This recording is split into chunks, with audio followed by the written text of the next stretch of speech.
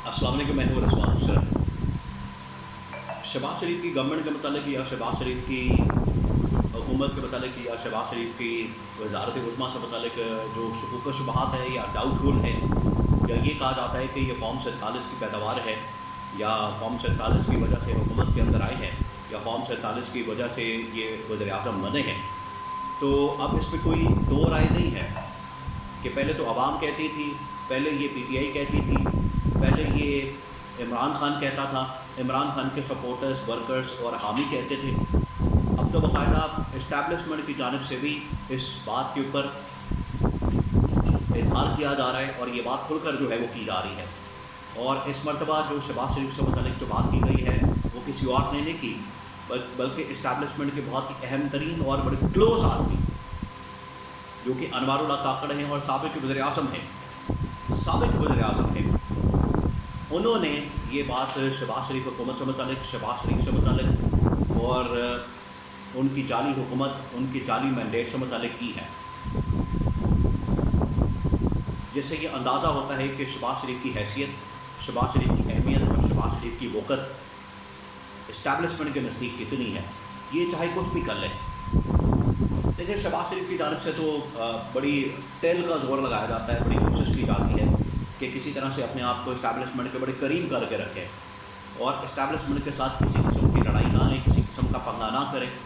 जो कि उनके भाई की जानिब से किया जाता है। लगता है कि शहबाज शरीफ ने तो सबक सीखा है, नवाज़ शरीफ ने शायद सबक नहीं सीखा, और शहबाज शरीफ ने करीब रहते हुए कम अज़ कम नवाज़ शरीफ से ये एक सबक सीखा है कि इस्टेब्लिशमेंट के साथ पंगा नहीं लेना, इस्टेब्लिशमेंट के साथ कोई लड़ाई नहीं करनी, इस्टेब्लिशमेंट के साथ कोई झगड़ा नहीं करना, इस्टेब्लिशमेंट जो बात कहे उसके ऊपर अमल दरामद करना है, उसकी बात को मानना है, यस सर करते करना है, और जो कोई भी मंसूबा, जो कोई भी काम अच्छा हो उसको उसका जो क्रेडिट है वो इस्टेब्लिशमेंट को देना है और सिटिंग आर्मी चीफ को देना है। ये शहबाज शरीफ को इस बात का बड़े अच्छे तरीके से अंदाज़ा है। लेकिन शहबाज शरीफ को आखिरकार उधर से ताने भी सुनने पड़ते हैं, और ये जो ताने उनको सुनने पड़ते हैं उसकी वजह से शहबाज शरीफ का पोल भी खोला जाता है। इमरान खान ने एक दो दिन पहले जो है इस बात का जिक्र किया जब उनकी मुलाकात हुई मुख्तलिफ रिपोर्टर्स के साथ, सहाफ़ियों के साथ। इमरान खान ने वहाँ पर इस बात का जिक्र किया कि शहबाज शरीफ के मुतालिक तो इनको लाने वाले जो इनकी इस्टेब्लिशमेंट है या इनको बिठाने वाले इस ओहदे के ऊपर, इनको हुकूमत देने वाले, वो ख़ुद ये बात कर रहे हैं कि शहबाज शरीफ कौम 47 की पैदावार है। और ये बात किसने की है? ये बात की है अनवारुल्लाह काकड़ ने। आपको बताइए कि चंद दिन पहले, तो 3-4 दिन पहले की बात है, अनवारुल्लाह काकड़ और हनीफ अब्बासी के दरमियान एक लड़ाई हुई, और लड़ाई जो है वो पिंडी इस्लामाबाद के एक होटल के अंदर हुई। वहाँ पर अनवारुल्लाह काकड़ ने हनीफ अब्बासी को कहा कि मेरे साथ ज़्यादा तू तकरार नहीं करनी, मेरे साथ ज़्यादा कोई ये जो 2 नंबरी या ये जो बदमाशी है वो नहीं करनी, क्योंकि अगर मैंने बता दिया, अगर मैंने मुँह खोल दिया, कौम 47 की वजह से तुम लोग यहाँ पर हुकूमत के अंदर बैठे हो, MNA बने हो, असम्बली के अंदर बैठे हो, तो किसी को मुँह दिखाने के काबिल नहीं रहोगे। क्योंकि हनीफ अब्बासी की जानिब से अनवारुल्लाह काकड़ के ऊपर ये इल्ज़ाम लगाया जा रहा था कि तुम लोग गंदम स्कैंडल के ज़िम्मेदार हो। गंदम स्कैंडल भी आपको पता है एक बहुत बड़ा स्कैंडल बन चुका है पाकिस्तान में इस वक्त, लेकिन उसके ऊपर मिट्टी डाली जा रही है, उसको किसी तरह से छुपाया जा रहा है और उसकी तहकीकात ना करने के लिए ज़ोर लगाया जा रहा है कि तहकीकात ना हो, उसकी इन्वेस्टिगेशन ना हो, उसमें से कुछ ना निकले। और जिसने भी माल पानी बना लिया है, दिहाड़ी लगा ली है, उसमें से 300-400 अरब रुपया, 500 अरब रुपया खा लिया है और उसके ऊपर कुछ ना हो। बहरहाल ये हनीफ अब्बासी की जानिब से अनवारुल्लाह काकड़ के मतलब बात की गई, तो अनवारुल्लाह काकड़ ने मुँह पर हनीफ अब्बासी को कह दिया कि तुम लोग कौम 47 की पैदावार हो, कौम 47 की वजह से हुकूमत के अंदर हो, असम्बली के अंदर हो, और तुम्हारा वज़ीर-ए-आज़म भी कौम 47 वाला है, इस वजह से मुझसे बात नहीं करनी, वरना मैं ये आवाम के सामने खोल दूँगा, तुम लोग मुँह छुपा के फिरोगे। देखिए, यही बात जो है एक मरतबा जो KP के वज़ीर आला है अली अमीन गंडापुर, उन्होंने भी की थी। उन्होंने कहा था कि ये कौम 47 की गवर्नमेंट है, इस वजह से इनकी हलफ बर्दारी में और इनके दूसरे इवेंट्स के अंदर मैंने नहीं जाना। और ना सिर्फ ये वफाकी हुकूमत के बारे में कहा, बल्कि जो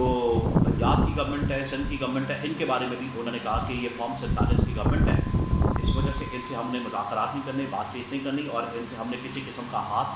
نہیں ملانا۔ اب اس بات کی تصدیق انوار اللہ کاکڑ نے کی اور اسی کو کوٹ کیا ہے عمران خان نے۔ عمران خان نے جیل میں کہا ہے کہ انوار اللہ کاکڑ جیسا جو سابق وزیر اعظم، نگران وزیر اعظم،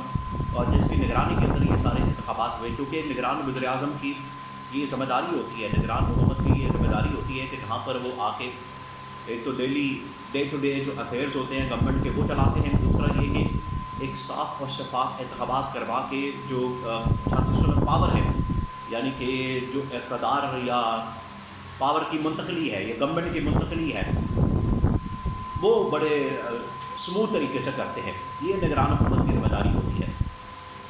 تو اگر نگران حکومت یا نگران وزیر اعظم جو ٹاپ پوسٹ ہوتی ہے وہ اگر یہ بات کر رہے ہیں تو آپ سمجھ سکتے ہیں کہ اس کے اندر جو عمران خان نے دھاندلی کا شور مچایا، باقی لوگوں نے جو دھاندلی کا شور مچایا، فارم 47 کا ذکر کیا ہے، بار بار اس کا ذکر کیا، اس کے اندر کتنی حقیقت پائی جاتی ہے، وہ کتنا ایک بہت بڑا ثبوت، فارم 47 والا جو معاملہ ہے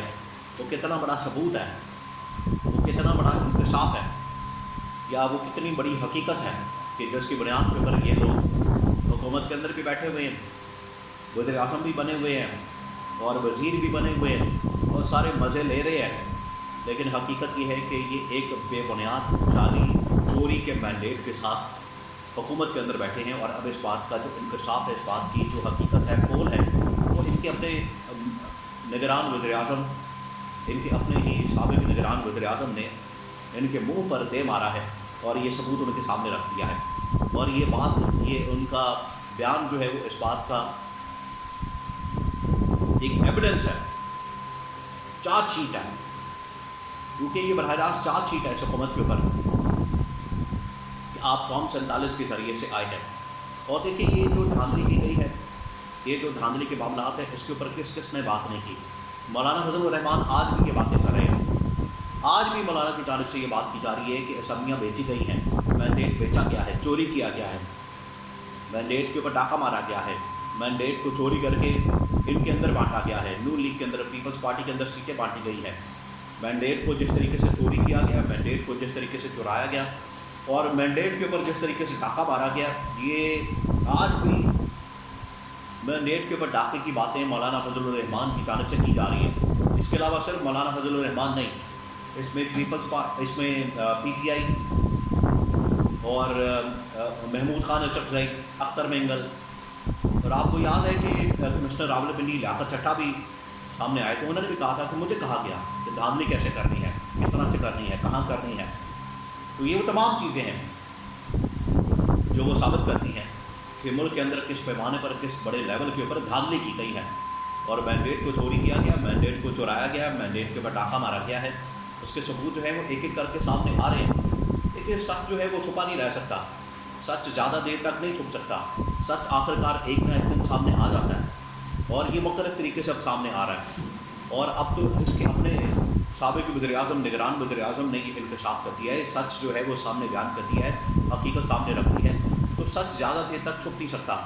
جھوٹ کے پاؤں نہیں ہوتے، جھوٹ آپ جتنا مرضی بول لیں گے تو آخرکار ایک دن کھل جائے گا، سامنے آ جائے گا، اور پھر آپ کو ایک جھوٹ چھپانے کے لیے کئی جھوٹ بولنے پڑتے ہیں، لیکن جو سچ ہوتا ہے وہ آخرکار خود بخود سامنے آ جاتا ہے۔ تو یہ جو 9 مئی کرنے والے لوگ آج بڑا شور مچاتے ہیں، اس کے اوپر بڑی بات کرتے ہیں، لیکن ان کی اپنی حیثیت یہ ہے کہ جعلی مینڈیٹ کے ساتھ، جعلی ووٹوں کے ساتھ، جعلی سیٹوں کے ساتھ اقتدار کے اندر آئے ہیں۔ اور اب تو جاوید لطیف نے نون لیگ سے متعلق بات کی ہے کہ اگر ایک دفعہ جو ہے وہ نواز شریف کو بولنے کی اجازت دی جائے، نواز شریف اگر بول پڑے، نواز شریف نے ایک مرتبہ لفظ کشائی کر دی، نواز شریف نے ایک مرتبہ بات کر دی، تو پھر آپ نے ان کو غدار نہیں کہنا، پھر آپ نے ان کے اوپر بغاوت کے مقدمے نہیں کرنے۔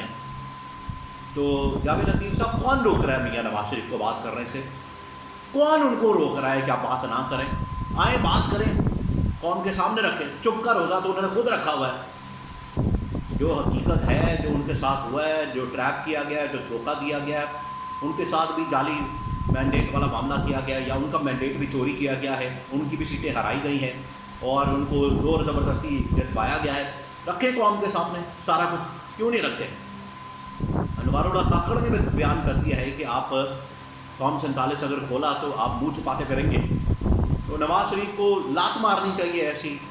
سیٹ کو جو خیرات میں ملی ہو 50 سال سیاست کرنے کے باوجود. تو انہیں حقیقت بیان کرنی چاہیے اور جو کچھ بھی ہے ان کے دل میں یا دماغ میں وہ بتائیں تاکہ عوام کے سامنے دودھ کا دودھ اور پانی کا پانی ہو سکے.